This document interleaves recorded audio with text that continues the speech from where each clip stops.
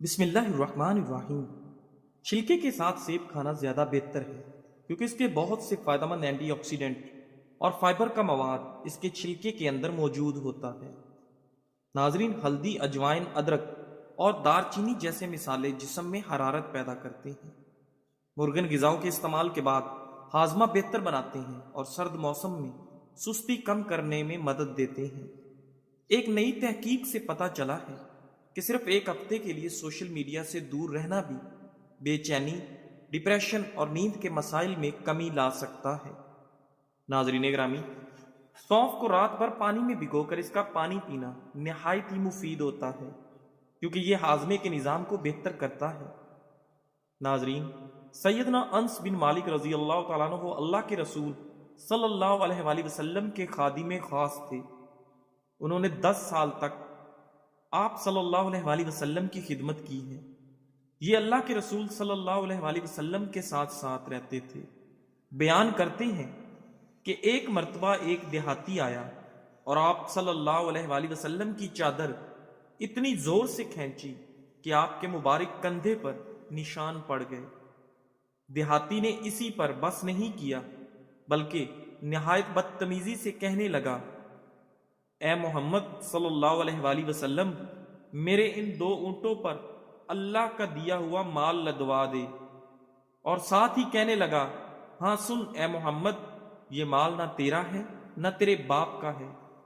آپ اس دیہاتی کی بات سے ناراض نہیں ہوئے بلکہ اس کی اس بےہودہ گفتگو پر خاموش رہے۔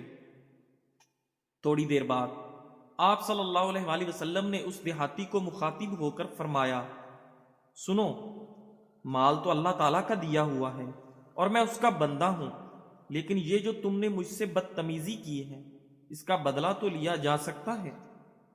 اس کے جواب میں وہ دیہاتی کہنے لگا، آپ کی بات تو درست ہے مگر میں جانتا ہوں کہ آپ ایسا نہیں کریں گے۔ اللہ کے رسول صلی اللہ علیہ وآلہ وسلم نے اس سے پوچھا، آخر کیوں؟ دیہاتی نے کہا، اس لیے کہ آپ برائی کا جواب برائی سے نہیں دیا کرتے ہیں۔ اللہ کے رسول صلی اللہ علیہ وآلہ وسلم نے اس دیہاتی کا جواب سنا تو مسکرا دیا، پھر حکم دیا کہ اس کے ایک اونٹ پر جو اور دوسرے پر کھجوریں لاد دی جائیں۔ اللہ کے رسول صلی اللہ علیہ وآلہ وسلم مکہ مکرمہ سے ہجرت کر کے مدینہ طیبہ تشریف لے جا رہے تھے۔ آپ صلی اللہ علیہ وآلہ وسلم کے ہمراہ سیدنا ابو بکر صدیق رضی اللہ تعالیٰ عنہ، ان کے غلام عامر بن فہیرہ اور اس قافلے کے گائیڈ عبداللہ بن ارقیت بھی تھے۔ جب یہ قافلہ بنو مدلج کے علاقے قدید سے گزر رہا تھا تو اسے بنو مدلج کے سردار سراقہ بن مالک نے روکنے کی ناکام کوشش کی تھی۔ لمبے قد کا یہ سردار بہت بڑا شاہ سوار تھا۔ اسے قریش کے اعلان کی خبر مل چکی تھی کہ جو شخص معاذ اللہ رسول اللہ صلی اللہ علیہ وآلہ وسلم کو زندہ یا مردہ حالت میں پکڑ کر لائے گا اسے 100 اونٹوں کا انعام ملے گا۔ سراقہ انعام کے لالچ میں پیچھے کرنا لگا۔ اس نے فال بھی نکالی جس کا نتیجہ اس کی خواہش کے برعکس نکلا۔ فال کے مطابق قافلے کے پیچھے جانے میں اسے کوئی فائدہ نہ تھا مگر اسے تو 100 اونٹوں کے انعام کی ہوس نے اندھا کر دیا تھا۔ اس نے فال کو نظر انداز کر دیا۔ جب سراقہ پیچھا کرتے کرتے اللہ کے رسول صلی اللہ علیہ وآلہ وسلم تک پہنچ گیا، اللہ کے رسول کی زبان مبارک سے نکلا، اے اللہ، تو جیسے چاہے ہمیں اس سے بچا لے۔ ادھر اللہ کے رسول صلی اللہ علیہ وآلہ وسلم کی زبان سے یہ کلمات نکلے، ادھر سراقہ کے گھوڑے کے اگلے دونوں پاؤں سخت زمین میں دھنس گئے اور وہ لڑکھڑا کر گر پڑا۔ اس نے متعدد مرتبہ پیچھا کرنے کی کوشش کی مگر ناکام رہا۔ اب اس کے دل میں یہ بات بیٹھ گئی کہ جو بھی اس قافلے کا پیچھا کرے گا وہ برباد و ہلاک ہو جائے گا۔ ناظرین، اس کو یقین ہو گیا کہ محمد صلی اللہ علیہ وآلہ وسلم غالب ہو کر رہیں گے۔ سراقہ امان کا طلبگار ہوا جو اسے مل گئی۔ سراقہ نے کہا، میرے لیے پروانہ امن لکھ دیجئے جو میرے اور آپ کے درمیان نشانی کے طور پر رہے گا۔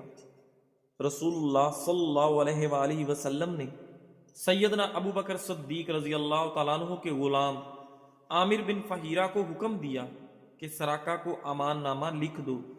سراقہ نے اللہ کے رسول صلی اللہ علیہ وآلہ وسلم کو قریش کے عزائم اور 100 اونٹوں کے انعام کے بارے میں آگاہ کیا۔ آپ صلی اللہ علیہ وآلہ وسلم کو زاد راہ اور ساز و سامان کی پیشکش کی، مگر آپ صلی اللہ علیہ وآلہ وسلم نے کسی بھی قسم کا سامان لینے سے انکار کر دیا اور صرف یہ فرمایا، ہمارے بارے میں رازداری سے کام لینا۔ سراقہ نے یہ امان نامہ سنبھال کر رکھا ہوا تھا۔ اللہ کے رسول صلی اللہ علیہ وآلہ وسلم غزوہ حنین کے موقع پر جارانہ میں قیام فرما تھے۔ ان سارے صحابہ کرام کی ایک جماعت اللہ کے رسول صلی اللہ علیہ وآلہ وسلم کا پہرا دے رہی تھی تاکہ اجازت کے بغیر کوئی آگے نہ جا سکے۔ بنو مدلج کا یہ سردار تمام رکاوٹوں کو عبور کرتا ہوا آگے بڑھ رہا تھا۔ صحابہ کرام رضی اللہ تعالیٰ عنہ نے اسے روکنے لگے، ارے ارے کہاں جاتے ہو، کیا چاہتے ہو؟ سراقہ کی یہ شان ہے کہ اس نے وہی امان نامہ اپنی جیب سے نکالا۔ ادھر اللہ کے رسول صلی اللہ علیہ وآلہ وسلم بھی اس کی آواز سن رہے تھے تو اس نے اپنی دونوں انگلیوں میں اس دستاویز کو بلند کیا اور قدرے اونچی آواز میں کہنے لگا، یا رسول اللہ، میں ہوں سراقہ بن مالک بن جاشم اور یہ رہی میری دستاویز۔ اللہ کے رسول صلی اللہ علیہ وآلہ وسلم نے سراقہ کی طرف دیکھا، آپ کے چہرے پر مسکراہٹ تھی۔ وہ وقت یاد آ گیا جب قدید کے علاقے میں اس سردار نے ان کا پیچھا کیا تھا۔ سراقہ اللہ کے رسول صلی اللہ علیہ وآلہ وسلم کے قریب ہوا، آپ کو سلام کیا اور اسلام قبول کر لیا اور صحابی ہونے کا شرف حاصل کر لیا۔ سراقہ نے اللہ کے رسول صلی اللہ علیہ وآلہ وسلم سے ایک سوال کیا، اللہ کے رسول، میں اپنے اونٹوں کے لیے حوضوں میں پانی بھرتا ہوں، میرے اونٹوں کے علاوہ دیگر لوگوں کے اونٹ بھی وہاں آ جاتے ہیں، اگر میں ان کو بھی پانی پلاؤں تو کیا میرے لیے اجر ہے؟ اللہ کے رسول صلی اللہ علیہ وآلہ وسلم نے ارشاد فرمایا، ہر جاندار چیز کے ساتھ بلائی کرنے میں اجر و ثواب ہے۔ علی رضی اللہ تعالیٰ عنہ کی طرف منسوب قول ہے، اللہ تعالیٰ ہمارے دلوں میں محبت ڈالتا ہے تو تم کسی محبت کرنے والے سے یہ مت پوچھو کہ تم کس لیے محبت کرتے ہو۔ ناظرین گرامی، ارسطو کا کہنا ہے کہ میں نے کوے اور کبوتر کو ایک ساتھ بیٹھے دیکھا تو سوچ میں پڑ گیا کہ یہ ساتھ کیوں بیٹھے ہیں، حالانکہ کوا الگ جنس رکھتا ہے اور کبوتر الگ جنس کا ہے۔ پھر جب وہ دونوں اڑے تو معلوم ہوا کہ دونوں لنگڑے ہیں اور دونوں کے لنگڑا پن نے ان کو ایک ساتھ جمع کر دیا ہے۔ دونوں کے درمیان صرف لنگڑا پن کی وجہ سے کشش پیدا ہو گئی ہے۔ اہل عرب کہتے ہیں، جنس اپنے جیسی جنس کی طرف ہی مائل ہوتی ہے۔ حضرت علی رضی اللہ تعالیٰ عنہ کی بارگاہ میں کچھ لوگ دوڑتے آئے کہ ہمارا 6-7 ماہ کا بچہ چھت پہ چڑھ گیا ہے، جب ہم اس کو پکڑنے کو دوڑتے ہیں تو وہ آگے کی طرف بھاگتا ہے، جب رکتا ہے تو وہ بھی رک جاتا ہے، ہمیں ڈر ہے کہ وہ نیچے نہ گر جائے۔ حضرت علی رضی اللہ تعالیٰ عنہ نے فرمایا کہ تم اپنے ساتھ کوئی بچہ لے جاؤ، جب وہ اس کو دیکھے گا تو اس کی طرف دوڑے گا، کیونکہ جنس اپنی جنس کی طرف مائل ہوتی ہے۔ ناظرین گرامی، ایک بار ارسطو اپنے مطب میں پہنچا اور خادم کو کہنے لگا کہ فلاں مجون مجھے کھلاؤ۔ خادم نے کہا، جناب وہ تو پاگلوں کی دوائی ہے۔ ارسطو نے کہا، راستے میں آتے وقت ایک پاگل شخص آ کر میرے گلے لگ گیا تھا، میرے اندر کچھ پاگل پن کے جراثیم ہیں، اس لیے مجھ سے آ کر گلے لگ گیا تھا۔ ناظرین گرامی، ایک مرتبہ حضرت خضر علیہ السلام دریا کے کنارے بیٹھے تھے، اتنے میں کسی سائل نے آ کر ان سے سوال کیا، کیا میں آپ سے اللہ کے واسطے سوال کرتا ہوں، مجھے عنایت فرمائیے۔ یہ سن کر حضرت خضر علیہ السلام پر بے ہوشی طاری ہو گئی۔ جب کچھ ہوش آیا تو فرمانے لگے، بھائی میں تو صرف اپنی جان اور مال کا مالک ہوں، تم نے مجھ سے اللہ کے واسطے سوال کیا ہے، لہٰذا میں اپنی جان اور ذات تمہارے حوالے کرتا ہوں، تم جس طرح چاہو اس کو استعمال میں لاؤ، بازار میں فروخت کر کے اس کی قیمت سے فائدہ اٹھاؤ۔ چنانچہ سائل کو ان کو بازار لے گیا اور ایک شخص سائمہ بن ارکم کے ہاتھ ان کو فروخت کر دیا۔ یہ خریدار ان کو اپنے گھر لے گیا اور اس کا ایک باغ تھا۔ چنانچہ سائمہ نے حضرت خضر علیہ السلام کو ایک کدال دے کر کہا کہ اس سامنے والے پہاڑ جو 3 مربع میل رقبہ میں واقع تھا مٹی کاٹ کر باغ میں ڈالتے رہیں، اور یہ حکم دے کر سائمہ اپنی کسی ضرورت سے کہیں چلا گیا۔ حضرت خضر علیہ السلام اس پہاڑ سے مٹی کاٹ کاٹ کر باغ میں ڈالنے لگے۔ جب سائمہ واپس آیا تو اس نے گھر والوں سے دریافت کیا، تم نے غلام کو کھانا بھی کھلایا یا نہیں؟ گھر والوں نے جواب دیا کہ ہمیں معلوم نہیں غلام کہاں ہے۔ یہ سن کر جب سائمہ خود کھانا لے کر باغ میں آیا تو اس نے دیکھا کہ وہ غلام یعنی حضرت خضر علیہ السلام تمام پہاڑ کی مٹی کاٹ کر ڈال چکے تھے اور اپنے کام سے فارغ ہو کر اپنے مولا حقیقی کی عبادت میں مصروف تھے۔ یہ دیکھ کر سائمہ کو بڑا تعجب ہوا اور اس نے دریافت کیا، یہ تو بتائیے کہ آپ کون ہیں؟ یہ بات سن کر حضرت خضر علیہ السلام پر کچھ بے ہوشی سی طاری ہو گئی، اور پھر افاقہ ہونے پر انہوں نے فرمایا، بھائی میں خضر ہوں۔ یہ سن کر سائمہ کے ہوش اڑ گئے کہ تو نے یہ کیا کیا؟ ان کو غلام بنا کر ایسے کام پر لگایا، یہ تو انتہائی گستاخی ہوئی۔ پھر ہوش آنے پر سائمہ نے توبہ کی اور پروردگار سے عذر خواہی کے ساتھ حضرت خضر علیہ السلام کو آزاد کر دیا اور جناب باری میں عرض کیا، مجھ سے اس کا مواخذہ نہ فرمائیے کیونکہ میں ان کو جانتا نہیں تھا۔ اس کے بعد حضرت خضر علیہ السلام نے دعا فرمائی اور سجدہ شکر بجا لائے کہ اے میرے پروردگار، میں تیرے ہی حق میں غلام بنا اور تیرے ہی حق میں آزاد ہوا، اس پر میں تیرا شکر گزار ہوں۔ سیدنا ابو ہریرہ رضی اللہ تعالیٰ عنہ فرماتے ہیں کہ ہم لوگ مسجد نبوی میں بیٹھے ہوئے تھے کہ ایک اعرابی دیہاتی مسجد میں آیا۔ اسے پیشاب کی حاجت تھی۔ کچھ دیر کے بعد وہ اٹھا اور مسجد کے ایک کونے میں پیشاب کرنے لگا۔ مسجد اس زمانے میں کچی تھی، اس پر کھجور کی ٹہنیوں سے چھت ڈالی ہوئی تھی۔ صحابہ کرام نے اسے دیکھا تو کہنے لگے، یعنی تم یہ کیا کر رہے ہو؟ مسجد میں پیشاب کر رہے ہو؟ انہیں اس دیہاتی کی یہ حرکت نہایت بری لگی۔ ادھر اللہ کے رسول صلی اللہ علیہ وآلہ وسلم نے صحابہ کرام سے فرمایا، پیشاب کرنے کے دوران اسے پریشان نہ کرو، اسے چھوڑ دو، اسے پیشاب کر لینے دو۔ صحابہ کرام خاموش ہو گئے اور اس نے پیشاب کر لیا۔